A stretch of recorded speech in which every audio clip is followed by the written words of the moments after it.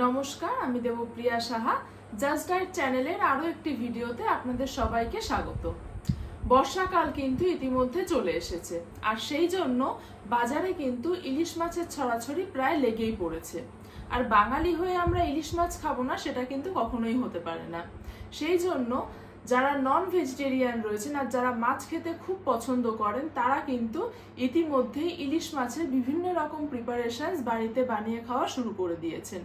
কি ইলিশ মাছ ভাজা থেকে শুরু করে ইলিশ মাছের ঝোল, সর্ষে ইলিশ, দই ইলিশ, এমনকি ইলিশ মাছের তেল দিয়ে ভাত মেখে খাওয়া কিন্তু বাঙালির একটা ঐতিহ্যপূর্ণ খাবার বলা চলে। হ্যাঁ, ঠিকই ধরেছেন। আজকে আমি যে বিষয়টা নিয়ে আলোচনা করব সেটা হচ্ছে ইলিশ মাছ। কিডনি রোগীরা কি ইলিশ মাছ খেতে পারবেন? আর যদি পেরেও থাকেন তাহলে সেটা কিভাবে বাড়িতে বানিয়ে খাবেন সেটাই আজকের এই ভিডিওতে আমি বলবো আপনাদের। তো চলুন দেখে নেওয়া যাক যে তার উত্তরটা কি আছে, যে কিডনি পেশেন্টরা ইলিশ মাছ খেতে পারবেন কিনা। যারা কিডনি রোগে আক্রান্ত হচ্ছেন তারা এটাই মনে করে থাকেন যে যত ভালো ভালো খাবার রয়েছে সেগুলো সবই তাদের ডায়েট থেকে বাদ দিয়ে দিতে হবে, কারণ সে সমস্ত ভালো খাবারগুলোতে সোডিয়াম, পটাশিয়াম, ফসফরাস এগুলোর পরিমাণ বেশি থাকছে আর সেগুলো তারা তাদের ডায়েটে ইনক্লুড করতে পারবেন না। কিন্তু আপনারা আপনাদের ইজিএফআর এর লেভেল আর ক্রিয়েটিনাইনের লেভেল, সোডিয়াম, পটাশিয়াম, ফসফরাস এগুলো সমস্ত লেভেল এগুলো একজন ডায়েটিশিয়ানের সাথে পরামর্শ করে বা আমাদের সাথে পরামর্শ করে নিলে কিন্তু আমরা আপনাকে বলে দেব যে আপনারা সেটা উইকলি খেতে পারবেন নাকি মান্থলি রাখতে পারবেন। আপনাদের কিন্তু পুরোপুরিভাবে অ্যাভয়েড করে দেওয়ার কোনো রকমের দরকার নেই।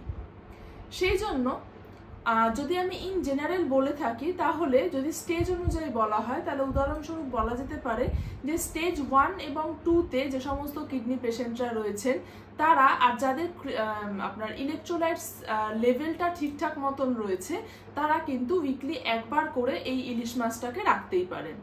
যারা স্টেজ 3 এবং 4-এ রয়েছেন আর তাদের ইলেকট্রোলাইটসের ব্যালেন্সটাও ঠিকঠাক রয়েছে, মানে রিপোর্টসগুলো সমস্ত ঠিকঠাক রয়েছে, তারা 15 দিনে একবার করে এই ইলিশ মাছটাকে তাদের ডায়েটে ইনক্লুড করতে পারবেন। কিন্তু যারা নাকি স্টেজ 5-এ রয়েছেন, ভেরি ক্রিটিক্যাল স্টেজ এটা, কারণ এতে কিডনি ফেলিয়ার পুরোপুরিভাবে হয়ে যায়।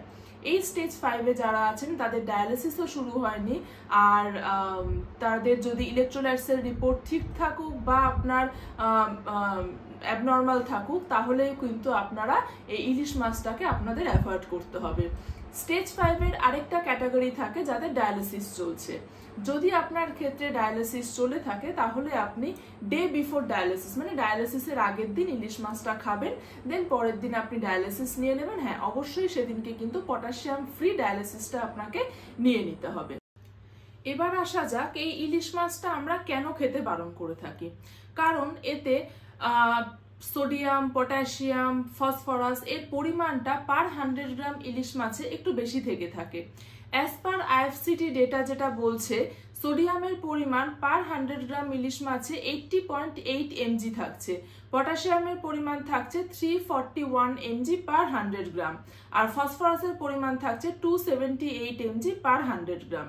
কিন্তু যদি আপনারা আমাদের সাথে কনসাল্ট করে নেন আপনাদের রিপোর্টসগুলো নিয়ে তাহলে আমরা আপনাদেরকে উইকলি বা মান্থলি খেতে পারবেন কিনা তার সাথে সাথে ইলিশ মাছের অ্যামাউন্টটাও কিন্তু সাজেস্ট করে দিতে পারবো যে কতটা পরিমাণের ইলিশ মাছ আপনি আপনার ডায়েটে ইনক্লুড করতে পারবেন। তাহলে অবশ্যই ডায়েট কনসাল্ট করেই কিন্তু আপনারা ইলিশ মাছটাকে আপনাদের ডায়েটে ইনক্লুড করতে পারবেন। সেটাকে পুরোপুরিভাবে কিন্তু ছেড়ে দেওয়ার বা অ্যাভয়েড করার কিন্তু দরকার নেই। এবার আসা যাক প্রিপারেশনসে, যে যদি আপনি ইলিশ মাছটা দিতে পারেন, যে পরিমাণ আমরা বলে দেবো সেই পরিমাণের ইলিশ মাছটা আপনারা কিভাবে প্রিপেয়ার করবেন। প্রথমত হচ্ছে আপনারা ইলিশ মাছটা ভাজা করে দিতে পারেন, দই ইলিশ বানিয়ে দেওয়া যেতে পারে, আর ঝোল বানিয়ে দেওয়া যেতে পারে, যেরকম নাকি পেঁপে, বেগুন এগুলো দিয়ে যে ঝোলগুলো হয়ে থাকে কালো জিরে, কাঁচা লঙ্কা ফোড়ন দিয়ে, সেরকম ভাবে। এছাড়াও লাউ দিয়েও কিন্তু ইলিশ মাছের ঝোল করা যায়, সেক্ষেত্রেও কাঁচা লঙ্কা বাটা, আপনার তেজপাতা ফোড়ন দিয়ে ইলিশ মাছের ঝোল কিন্তু করে দেওয়া যেতে পারে। কিন্তু সর্ষে ইলিশটা অবশ্যই আপনারা সপ্তাহে না রেখে মাসে একদিন করে রাখবেন, কারণ সর্ষেটাও কিন্তু একটা হাই পটাশিয়াম ফুডসের মধ্যে পড়ছে, তো সেই কারণে এটাকে মান্থলি একবার করে রাখা উচিত। আমরা তো অনেক কিছুই জানলাম ইলিশ মাছ সম্বন্ধে, যে এতে সোডিয়াম, পটাশিয়াম, ফসফরাস এগুলো খুব বেশি পরিমাণে থাকে, কিন্তু তার সাথে সাথে কিন্তু ইলিশ মাছের অনেক গুণাগুণও রয়েছে, সেগুলো আপনাদেরকে একটু বলে রাখছি। যেমন ইলিশ মাছের মধ্যে প্রচুর পরিমাণে ওমেগা-3 ফ্যাটি অ্যাসিড থাকছে, স্পেশালি ইপিএ এবং ডিএইচএ। ইপিএ হচ্ছে ইকোসা পেন্টা ইনোইক অ্যাসিড অ্যান্ড ডিএইচএ হচ্ছে ডোকোসা হেক্সা ইনোইক অ্যাসিড। এই দুটোই কিন্তু বডিতে ইনফ্লামেশনকে ডিক্রিজ করছে, আমাদের ট্রাইগ্লিসারাইড লেভেলকেও ডিক্রিজ করছে, আর সবচেয়ে ইম্পর্টেন্ট যেটা কার্ডিওভাস্কুলার যে ডিজিজগুলো থাকছে সেগুলোকে কিন্তু প্রিভেন্ট করতে হেল্প করছে। তাহলে আপনারা ইলিশ মাছ সম্বন্ধে অনেক তথ্যই জানতে পারলেন। এরপর থেকে কিন্তু নির্ভয়ে আপনারা ইলিশ মাছটাকে আপনাদের ডায়েটে ইনক্লুড করতে পারেন। যদি এরকম কিছু ইনফরমেশন আরো দেখতে হয় তাহলে অবশ্যই আমাদের এই চ্যানেলটাকে সাবস্ক্রাইব করে রাখবেন। আর আমাদের যে জাস্ট ডায়েটের হোয়াটসঅ্যাপ গ্রুপটা যে রয়েছে সেটারও লিঙ্ক আমাদের ডেসক্রিপশন বক্সে দেওয়া রয়েছে, সেখানে কিন্তু অবশ্যই জয়েন করে যাবে। যদি ফার্দার কিছু কোয়ারি থাকে সেখানে আপনারা কোয়ারি করতে পারবেন। আর নিচে আমার কনসালটেশন নাম্বারটা দেওয়া রয়েছে, যদি কারো ডায়েট কনসালটেশন নিতে হয় অবশ্যই এই নাম্বারে যোগাযোগ করে নিতে পারবেন। নমস্কার, সুস্থ থাকুন, ভালো থাকুন।